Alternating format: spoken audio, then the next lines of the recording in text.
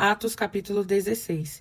E chegou a Derbe e Listra, e eis que estava ali um certo discípulo por nome Timóteo, filho de uma judia, que era crente, mas de pai grego, do qual davam bom testemunho os irmãos que estavam em Listra e em Icônio. Paulo quis que este fosse com ele, e, tomando-o, o circuncidou por causa dos judeus que estavam naqueles lugares, porque todos sabiam que seu pai era grego. E quando iam passando pelas cidades, lhes entregavam para serem observados os decretos que haviam sido estabelecidos pelos apóstolos e anciãos em Jerusalém. De sorte que as igrejas eram confirmadas na fé, e cada dia cresciam em número. E passando pela Frígia e pela província da Galácia, foram impedidos pelo Espírito Santo de anunciar a palavra na Ásia. E quando chegaram a Mísia, intentavam ir para Bitínia, mas o Espírito de Jesus não lhe permitiu. E tendo passado por Mísia, desceram a Troade. E Paulo teve de noite uma visão, em que se apresentava um varão da Macedônia. Ele rogava, dizendo: passa a Macedônia e ajuda-nos. E logo depois desta visão, procuraram partir para a Macedônia, concluindo que o Senhor nos chamava para lhes anunciarmos o Evangelho. E navegando de Troade, fomos correndo em caminho direito para Samotrácia, e no dia seguinte para Neápolis, e dali para Filipos, que é a primeira cidade desta parte da Macedônia, e é uma colônia. E estivemos alguns dias nesta cidade. No dia de sábado, saímos fora das portas para a beira do rio, onde julgávamos haver um lugar para a oração. E assentando-nos, falamos às mulheres que ali se ajuntaram. E uma certa mulher, chamada Lídia, vendedora de púrpura, da cidade de Tiatira, e que servia a Deus, nos ouvia. E o Senhor lhe abriu o coração para que estivesse atenta ao que Paulo dizia. Depois que foi batizada, ela e sua casa nos rogou, dizendo: se haveis julgado que eu seja fiel ao Senhor, entrai em minha casa e ficai ali. E nos constrangeu a isso. E aconteceu que, indo nós à oração, nos saiu ao encontro uma jovem que tinha espírito de adivinhação, a qual, adivinhando, dava grande lucro aos seus senhores. Esta, seguindo a Paulo e a nós, clamava, dizendo: estes homens que nos anunciam o caminho da salvação são servos do Deus Altíssimo.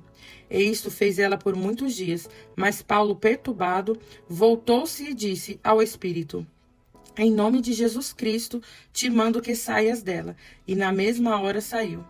E vendo seus senhores que a esperança do seu lucro estava perdida, prenderam Paulo e Silas e o levaram à praça à presença dos magistrados. E apresentando-os aos magistrados, disseram: estes homens, sendo judeus, perturbaram a nossa cidade e nos expõem costumes que não é lícito receber nem praticar, visto que somos romanos. E a multidão se levantou unida contra eles, e os magistrados, rasgando-lhes as vestes, mandaram açoitá-los com varas. E, havendo-lhes dado muitos açoites, os lançaram na prisão, mandando ao carcereiro que os guardasse com segurança, o qual, tendo recebido tal ordem, os lançou no cárcere interior e lhes segurou os pés no tronco.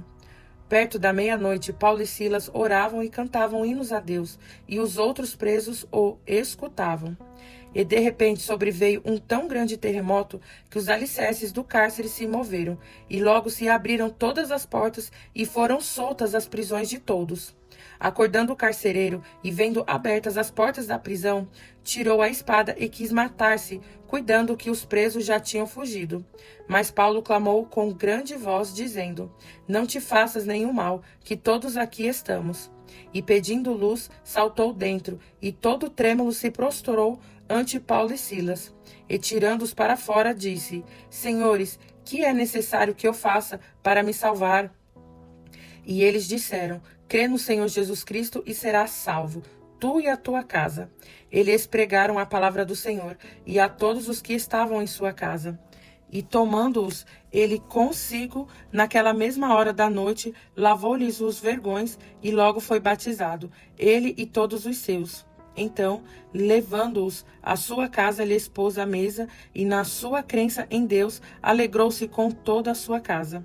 E sendo já dia, os magistrados mandaram quadrilheiros, dizendo: soltai aqueles homens.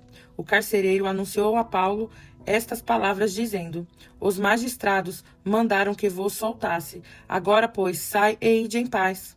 Mas Paulo replicou: açoitaram-nos publicamente, e sem sermos condenados, sendo homens romanos, nos lançaram na prisão, e agora encobertamente nos lançam fora? Não será assim, mas venham eles mesmos e tirem-nos para fora.